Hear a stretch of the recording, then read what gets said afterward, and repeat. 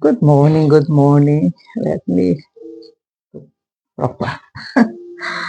Yes, everything's okay here in London.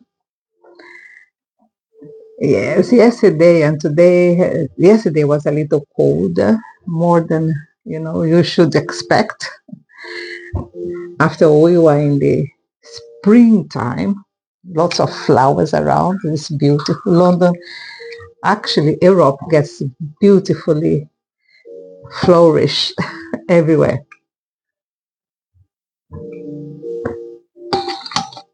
Yeah, you are expecting a good summer.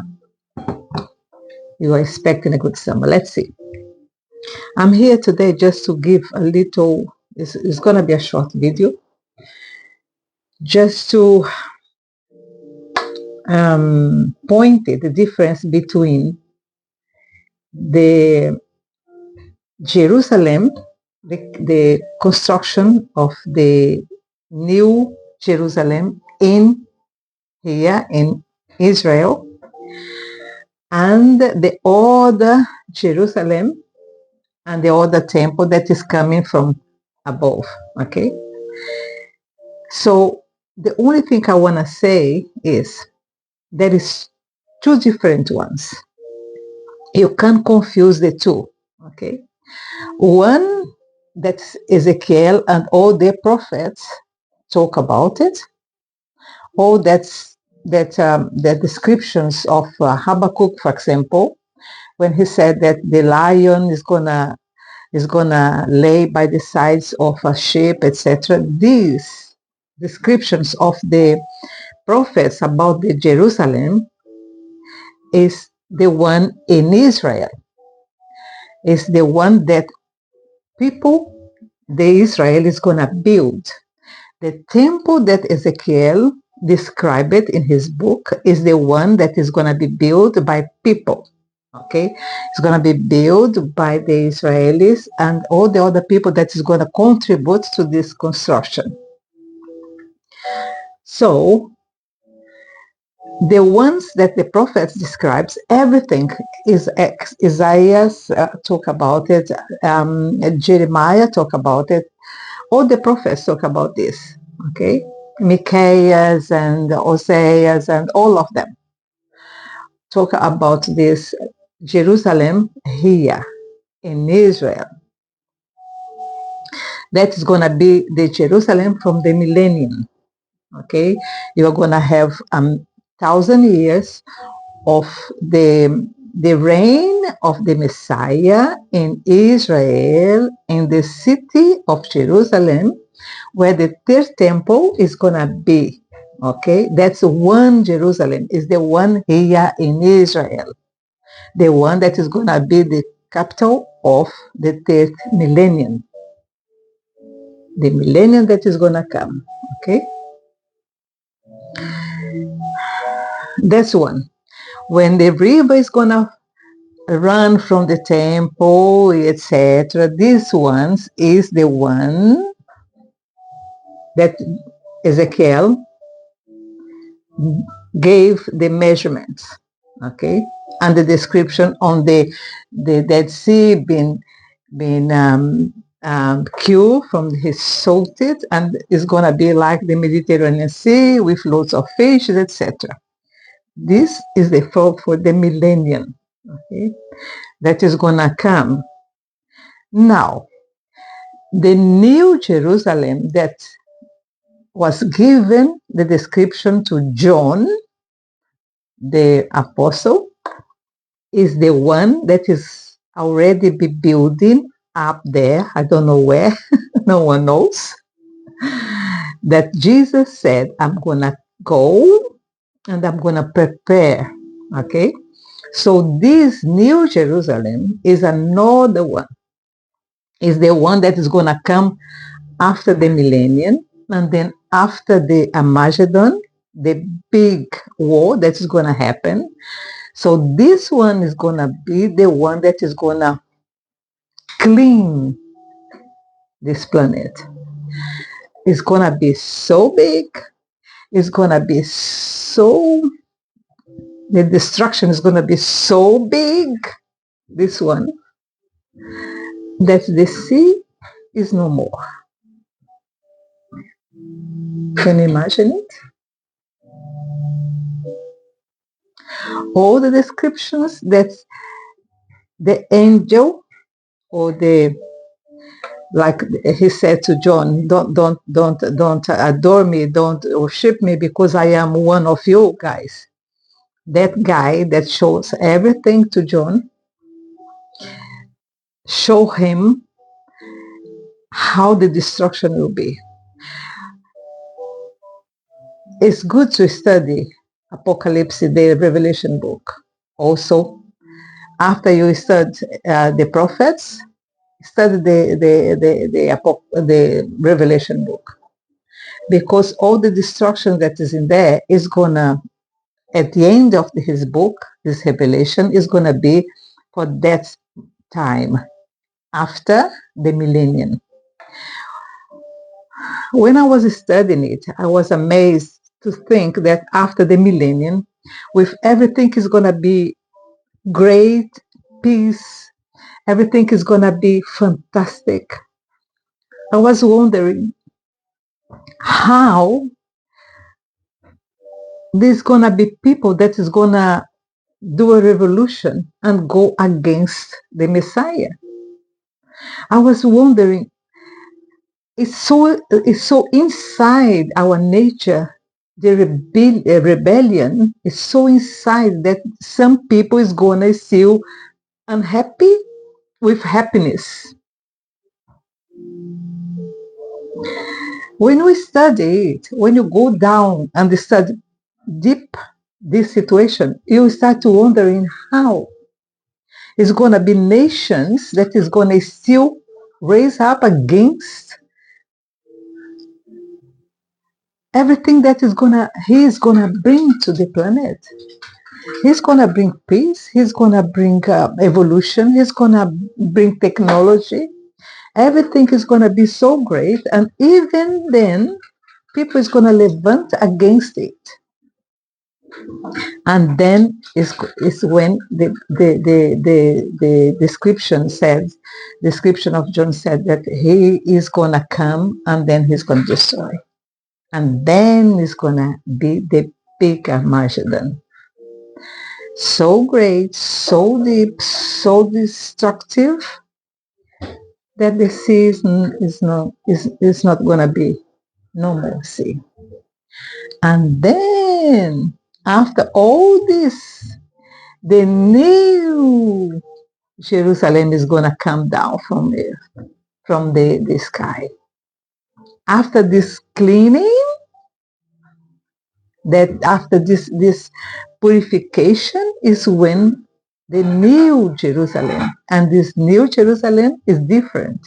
Doesn't have sea in it, doesn't have just, the only thing that's going to have there is a big lake that is going to be shining like a crystal. It's not going to be sea in that new world, just a big lake.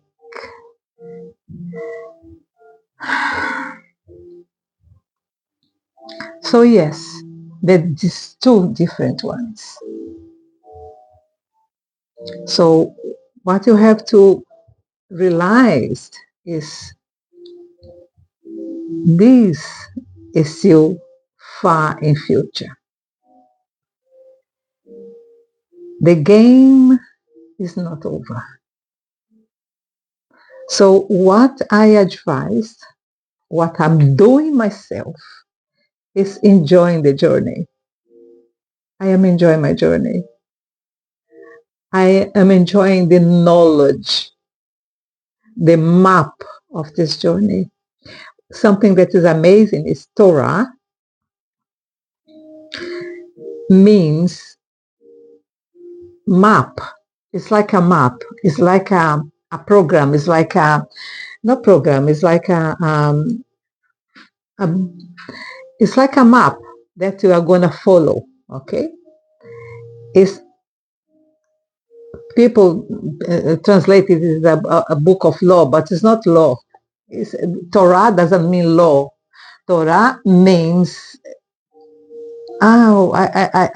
this word is very, it's not coming to my, but it's a program.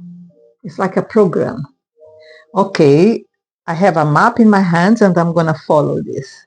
Okay, and the Torah is a map for a journey, is the program for the journey.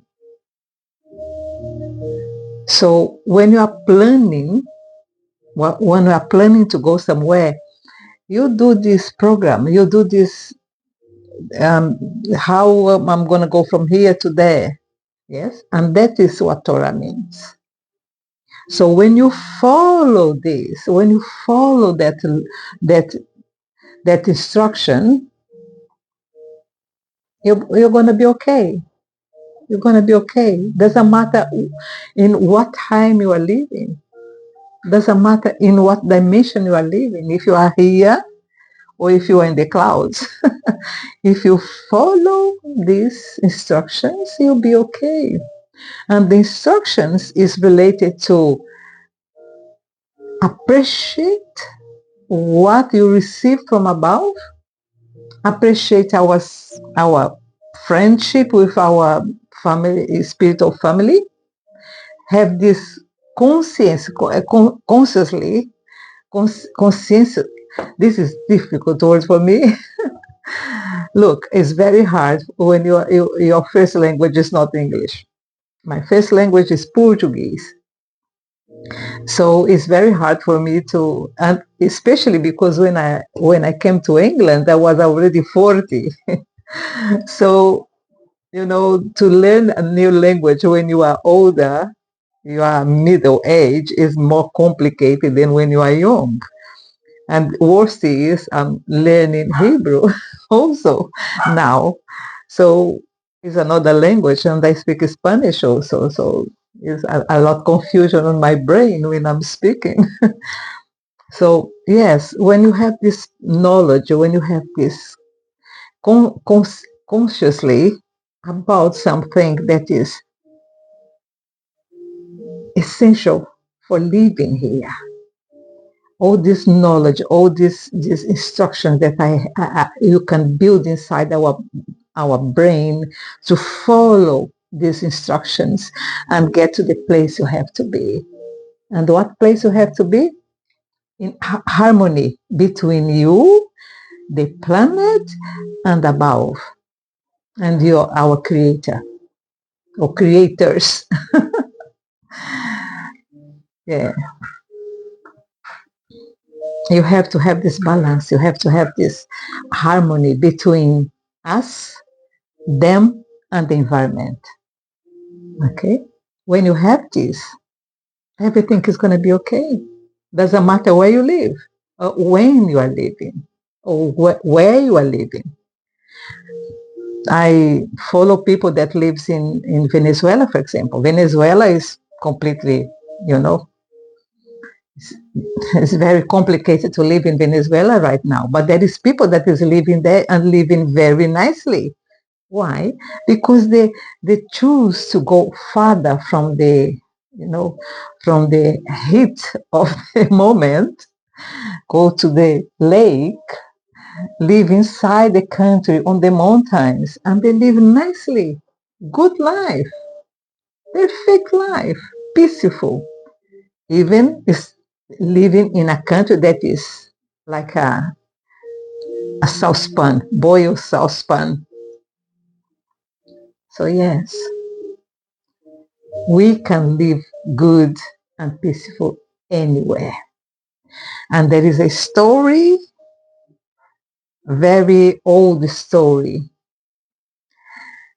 on the Jewish culture that says that a good man died and suddenly he saw himself in hell.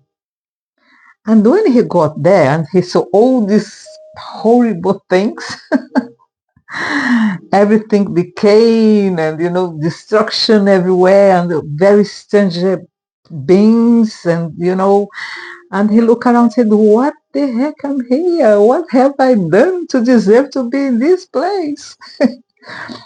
And then he went to the he went to the chef, to the manager of this place where he was, and then he said, "Oh, I don't know you.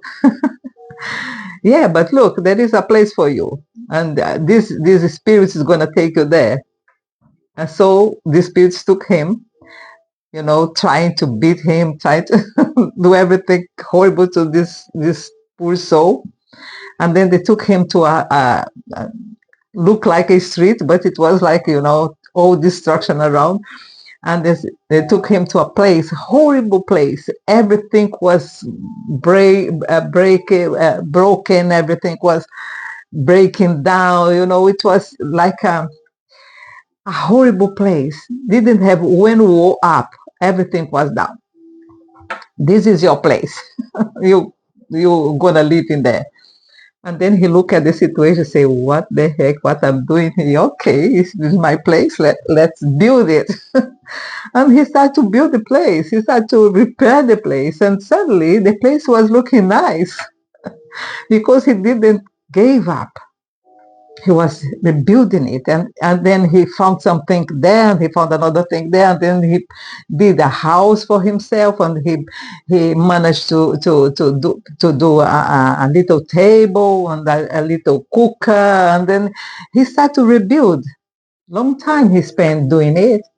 And his neighbors was passing by and criticizing him, and making mock of him, and fun of him, and he didn't stop doing it. He's still doing it. He was a great soul, so he didn't give up being that horrible place. He said, "I'm gonna do better for myself in this horrible place." And at the end, he was influencing all the souls, and then the chef of that place, the manager, get to know what was happening there, and then he said, "No, this man is in the wrong place." Instead of destroying things, he's rebuilding things, and this is not what's supposed to be here. So at the end, he sent someone to the heavens and said, "Look, I think you got something wrong here. This man is not supposed to be here. He's influencing my bad spirits here. He's trying to change the place, and I don't want this to be happen here." So at the end, the angel came and took him to the heavens because he was in the wrong place. So this is very interesting, because you can build your life wherever you are. That's the meaning of this story. If you are put in some place that you think you deserve better, do your best where you are, and then you'll be recognized and being taken to the right place. Okay, this is a very short video, just to that's what I'm trying to do here. I was put in here. Sometimes I thought it was by mistake. And then you think, "Hey, what you're talking about? You are in London." Babylon. I am in Babylon. And it's going to get worse. And I know it. My soul knows it. But it is my mission. I sign a contract, and I have to fulfill my contract. I am here for a reason. And my reason is to try to delay a little the worst that is going to come by my prayers, by doing videos like this, even with my broken English. Yeah, sometimes I ask God, "Why did you put me in this situation?"